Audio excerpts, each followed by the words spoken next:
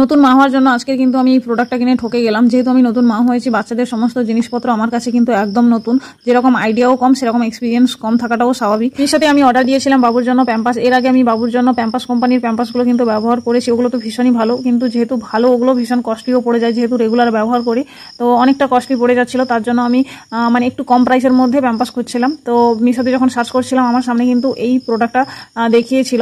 দাম দেখে আমি কিন্তু এই প্রোডাক্টটা অর্ডার দিয়েছিলাম, কিন্তু যখন আমি অর্ডার দিই একবারও ভাবিনি এই প্রোডাক্টটা আমি কিন্তু বাচ্চার জন্য নিচ্ছি। তোমাদের সঙ্গে শুধু আমার একটা কথাই শেয়ার করার ছিল, যখন বাচ্চাদের জন্য আমরা কোনো কিছু নেব তখন কিন্তু টাকা পয়সা দেখলে হবে না, বাচ্চার জন্য যেই জিনিসটা ভালো হবে সেটাই কিন্তু নিতে হবে। কম দামের জন্য আজকে কিন্তু আমি এই প্যাম্পাসগুলো অর্ডার দিয়েছিলাম, কিন্তু প্যাম্পাসগুলো সত্যি খুবই খারাপ এসছে। এগুলো একদম সফট না, একটু হার্ড টাইপের, মানে খসখসে টাইপের এরকম। আমি যেহেতু ব্যবহার করার পর রিভিউ দিচ্ছি তোমাদের সঙ্গে, তো এগুলো যে অ্যাবজর্ব করবে এই জিনিসটার পাওয়ারও খুবই কম।